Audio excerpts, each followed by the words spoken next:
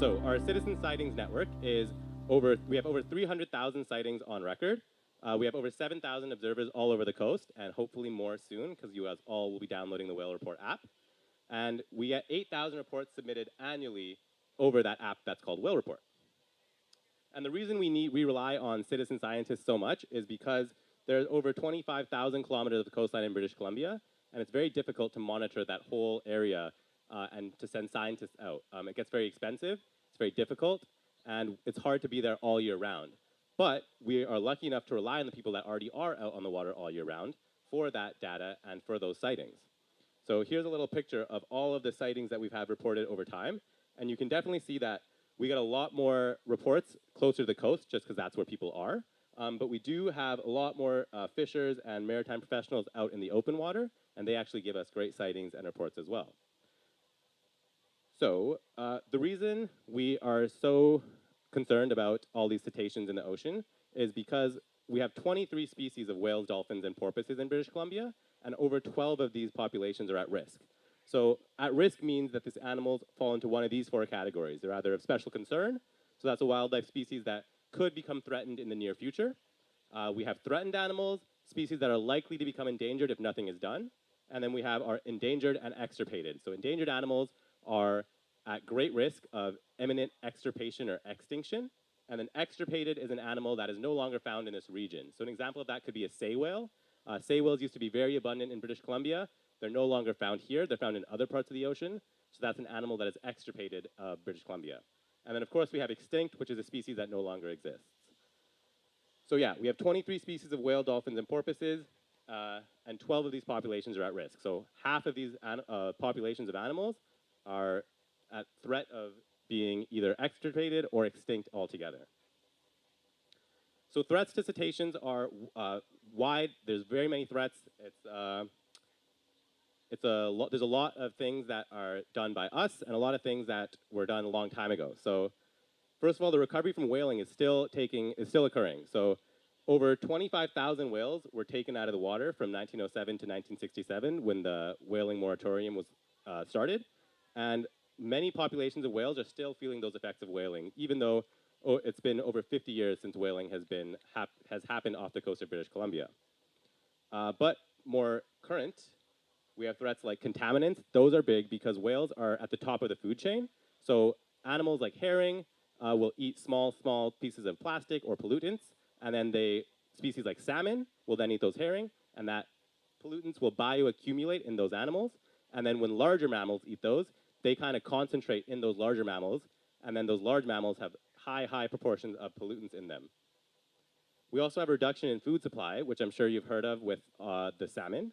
Salmon runs are, of course, struggling and have been reduced in recent years, and that affects the killer whales in a great way because our resident killer whales are actually Chinook salmon eaters. They preferentially only go after Chinook salmon. They are not smart enough to realize that the Chinook are reduced and they should go after other food. They prefer the Chinook because it's so fatty, such a large fish. So the reduction in food supply is a big threat to cetaceans. Furthermore, we have noise and vessel disturbances. Vancouver is only gaining more popularity and becoming a larger world trading center. So we're getting a lot of more boat traffic, a lot of shipping, commercial shipping coming through. We have cruise ships in the harbor. And not only is that a risk because of whale strikes, so a boat hitting a whale, but also the noise they cause can be really damaging to the natural behaviors of cetaceans, especially killer whales, because they do rely on echolocation. And a large vessel in the water really disrupts their ability to communicate with their family, their pods, as well as their ability to look for food. And there's already such a reduced amount of food, so making it harder to find is not going to do them any favors. And lastly, we have entanglements and marine debris. So a lot of times, you may have heard of ghost gear. Ghost gear is fishing equipment that has been lost to the ocean, and we have humpback whales are very affected by this because they have large flukes and they have large pectoral fins, so it's very easy for them to get tangled in this lost fishing gear, and that can affect their ability to hunt, as well as even strangle them and cause loss of limbs. So why do we collect sightings? And it's because sightings help protect whales. So we use all of the sightings submitted through the Whale Report app, as well as through our website, and even paper logbooks. We can still accept those, and we use that to not only inform conservation policy, as well as inform where marine protected areas should be. We can also keep track of the numbers of populations. So we can see if populations are increasing or decreasing, and we can also track that what effects our conservation efforts are having. So we can see if what we're doing is working or not working. And that all comes from citizen reports. So whale health is ocean health. Why do I say that? A lot of times people will ask us why we are so focused on whales and why we don't care about the other animals in the ocean. But a lot of people don't understand that whales are an umbrella species. So if we can do enough to protect the whales, all the animals that fall under them will also be protected. For example, whales are a great source of carbon capture. So whales, over their lifetime, can capture uh, they live over 200 years, and they can capture carbon their whole lives. So when a whale passes away, all that carbon will sink down in the ocean and is trapped there forever. And whales are actually really good at capturing carbon. One tree captures amount same only 3% of the carbon that a whale captures over their lifetime. So whales are like lots and lots of trees in terms of capturing carbon. Where whales are found, you can also find phytoplankton. And every second breath we take is produced by phytoplankton. So they're actually better at producing oxygen and capturing carbon than trees are. So we can thank every second breath we take to the phytoplankton. So phytoplankton are main food of a lot of our whales because any whale that doesn't have teeth has baleen. I actually have some baleen over there at my tent you can check out later. And what those baleen having whales do is they filter the water out looking for little pieces of phytoplankton. And they can actually consume that phytoplankton and trap that carbon that the phytoplankton collected. Now, I've talked a lot about whales, but where are these whales? Because you guys want to see them, I'm sure. And one of the challenges with seeing whales is that it can be hard to get out on the water. It can be expensive to go whale watching, and it can be, if you're not super familiar with the water, it's hard. It could be even dangerous. So we are lucky enough to be in one of the best places in the world for land-based whale watching. So we actually have this program called the Whale Trail, and you can go to the website down there. It's thewhaletrail.org, and there are sites all over the West Coast, from British Columbia all the way down to California, where whales will regularly pass through near land. So here are some examples of the sites we have in our area. There actually is a site right at the Lighthouse Park where there's a large board, and that board has information about the whales that might pass through, as well as what to look for when you're trying to spot those whales. So you can head over to Lighthouse Park. That's a great place to see whales, as well as even up the Sea to Sky gondola. You can actually look down over the Howe Sound, and quite often you can find whales down there as well. And here are some more examples of different sites. Of course, if you're ever on the ferries, you can always hang out on the deck. There's a great chance of seeing whales, cetaceans, small porpoises as well.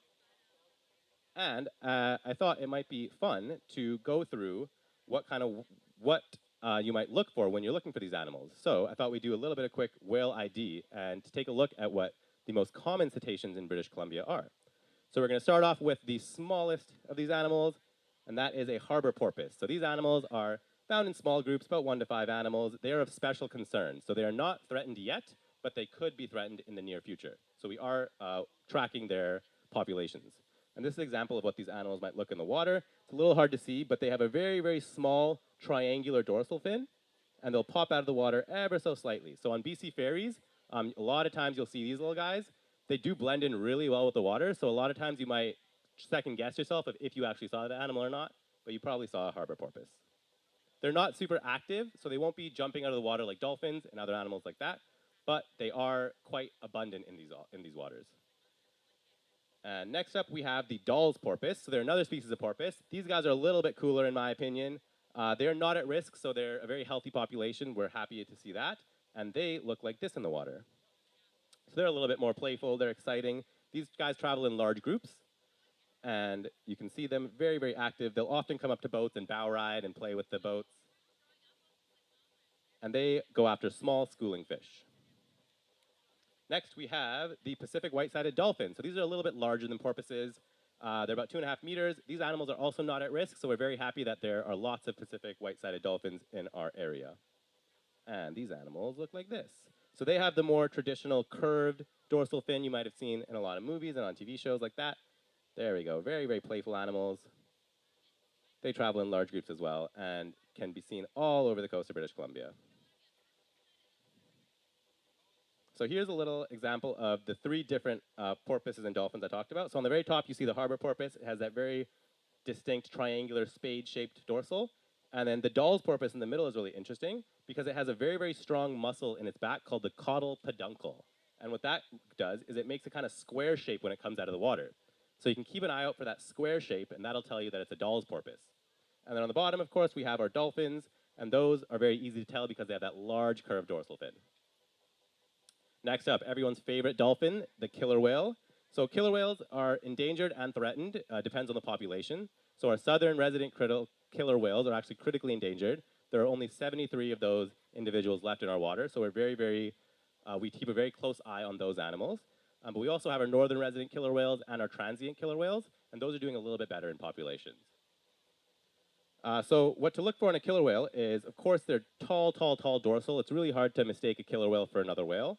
But we also can take a look at their saddle patch in the back here. And by looking at their saddle patch as well as the shape of their dorsal fin, we can actually identify individual killer whales. So we no longer need to tag these whales. We haven't tagged these whales in a long time.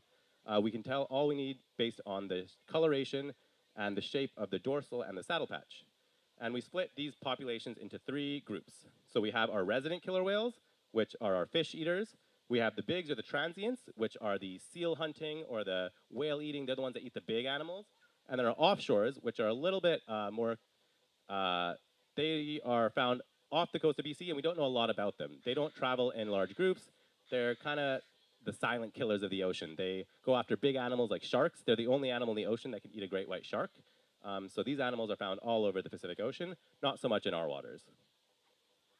And the resident killer whales travel in, so a lot of times you'll hear pods of killer whales, but the actual base unit is a matriline. A matriline is a mother and all of their offspring. So that is the base unit of a killer whale population. And then you have pods. And pods are matrilines that travel together more than 50% of the time.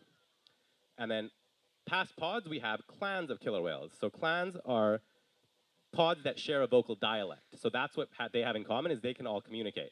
Clans cannot communicate with other clans because they do not share that same vocal dialect. And killer whales will always breed with individuals from other clans, and that's what helps keep their population diverse. And so our resident killer whales are the ones we're most worried about. There are 73 southern residents and over 300 northern now, so we're happy about that. And of the southern residents only have 1 clan. So that's what's a little bit worrying, is because they don't have other clans to interbreed with. The northern residents, we actually have 3 clans. So we have the A clan, the G clan, and the R clan. And they all have distinct calls. So you can actually tell the clan based on the sound of their call, and that is actually why they don't communicate, because they have very different calls. They cannot understand one another. And here you can see the offshore killer whales. They are threatened, but we still don't know a lot about them, so we're not super sure about the population numbers. And here you can see their teeth get very, very ground down because they are eating those sharks. And the sharks have very sandpaper-like skin, so that'll grind their teeth all the way down and to tiny little nubs like that. So they're pretty cool to see. I also have some other killer whale teeth from some resident killer whales over at my booth, so you can take a look at what southern resident killer whale tooth looks like. And next animal we have are our Rizzo's dolphins. So these are kind of cool. Not a lot of people are familiar with these animals. They are kind of rare, so we don't have a lot of data on them. So one of the categories is data deficient. That means we don't know enough about these animals to make a designation for them. So these animals can get up to 4 meters long, and they are identified based on the white scarring on their body. So over time, by interacting with other Rizzo's dolphins, they leave teeth marks on each other, and that can turn their bodies to completely white colors. And we actually had some really exciting sightings of these animals earlier in January this year and once again this summer. So these animals are not very common in our water, but when we ever do see them, it's quite exciting, so we do love to show them off. Another animal that is rarely seen in our water, but can be here, is a sperm whale. These are another toothed whale. They're very, very big animals, and they can hold their breath for over an hour. So they can dive really, really, really deep looking for food. Their favorite food is giant squid, so they really do need to go all the way down and deep in the ocean to find those. So yeah, here, whenever you see a whale's tail fluke, that means they're going down for a deep dive. So sperm whales, humpback whales, a lot of times they will show you their fluke when they're going down. And these are some more toothed whales that you could see here, but aren't very common. We have the common dolphin, the false killer whale, we have beaked whales, and Cuvier's beaked whale. So those are animals that you might see in the water. So if you do see them, you're not going crazy. It's not a sea monster. It's just one of our rarer cetacean species. And now let's talk about our baleen whales. So these are the great whales, the larger whales. These are the ones that filter feed. They don't actually have teeth to bite down on things. So we'll start off with our minke whale. These animals are quite abundant. They're not at risk, so we're happy to see that. And here's what they look like in the water. They're very sleek. They have a small little dorsal fin, and they travel usually individually. Next up, we have our gray whales. These are really cool looking animals. They have all kinds of things growing on their back, like barnacles. They have sea lice that regularly live on their body, but they have a symbiotic relationship, so they help each other out. So that's always nice to see. These animals are of special concern, so we are keeping an eye on them because they could become threatened in the near future. Here we see a gray whale and going in for a big deep dive. And here you see a gray whale kind of showing you its sides. And what they do a lot of times is they'll come all the way up to shore and rub their bodies in the sand. And they'll kind of sift through the sand looking for food. So you may see animals that leave big gaps like this when the tide goes out. And a lot of those big indentations are left from whales actually looking for food in the shore. Next up, we have our humpback whales. These are very iconic animals. They come all the way up here from Hawaii to feed in the summer. They actually had stopped coming to BC for a long time, but then there was a humpback whale named Big Mama who actually did return to the Georgia Strait to feed, and the next year she brought back her calf, and that's actually when the humpbacks started to come back. So Big Mama came back with her calf, and the next year more and more humpbacks came back, and now yearly we do get humpbacks here. We find them quite regularly. You can see them really often near the southern Gulf Islands, and these animals are of special concern as well. Humpback whale tails are really cool. They are like a fingerprint. So no two humpback whales have the same tail fluke print. They all have very unique prints. So that allows us to identify individual whales, kind of how we do with the killer whales and their dorsal fin. And next up we have the fin whales. These are really big whales. They look a lot like minke whales, but what makes them interesting is their fin is actually 2/3 of the way through to the back of their body. So minke whales are a little bit smaller and their fin is more centered. And fin whales have their fin a little bit further back, and they're a little bit longer. And of course, we do get blue whales here every once in a while. They are quite a rare occurrence, so it's super exciting if you are lucky enough to see one. I will be very jealous of you if you are lucky enough to see one. They are on my bucket list of whales to see. So these animals are the largest animal to ever live on our planet.